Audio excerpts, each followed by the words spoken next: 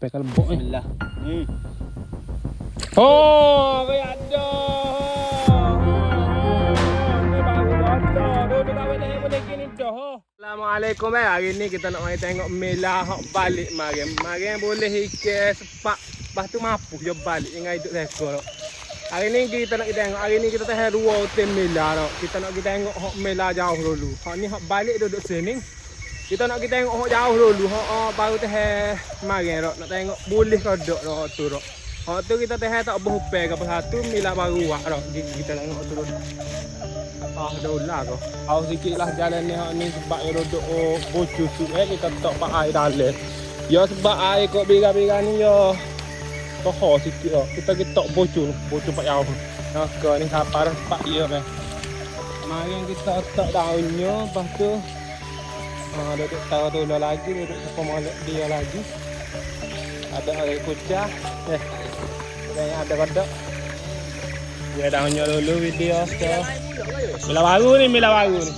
Moga kita pelak dua Mela tu kita pelak 2-3 hari dah pelak kosong. Ni wak baru lah. Aku jauh wak Mela baru. Takut Mela tu sebab Mela tu tak kena wak Mela baru pula. Kita nak tengok. Jubel tu luah ngapok lah atas.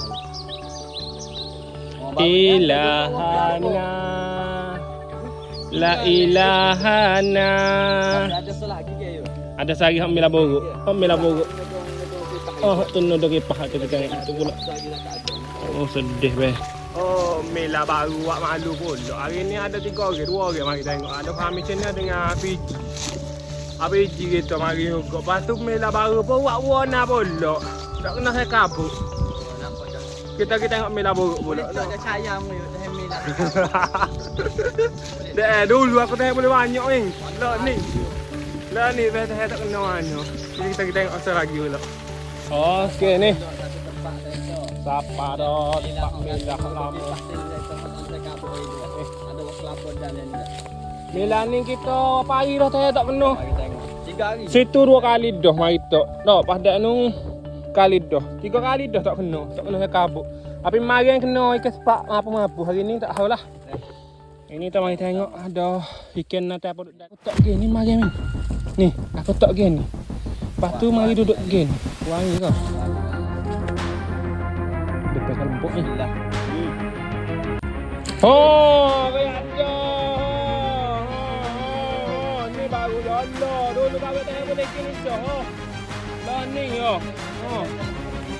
Dia menjadi kena tak depan kalbok baru tahu. Ya, ikan tu depan kalbok masuk Mela kita lalu. Boleh ada apa kau ngadak onong. Ada kono. Oh, ikan tu bira tepi kali. Ya, isu kono. Dia nak lari masuk dalam kalbok berkali. Ni kalbok ni dari kolam besar dah tu. Ni bau nyolong. Baik ni boleh saya bolok Oh, baik ni kita tak boleh. Kita weh ni dulu. Oh, jadi ikan poyu sedap tu kau ni. Oh, kepoyu ikan weh kita gula kunyit video.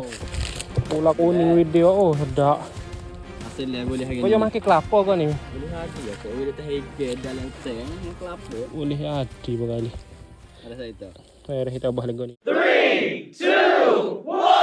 Kita kelih Chong Banjo channel Kalau kita tengok dalam Mela yo ada ikan besar ni. Ning rupa sungguh saya itu.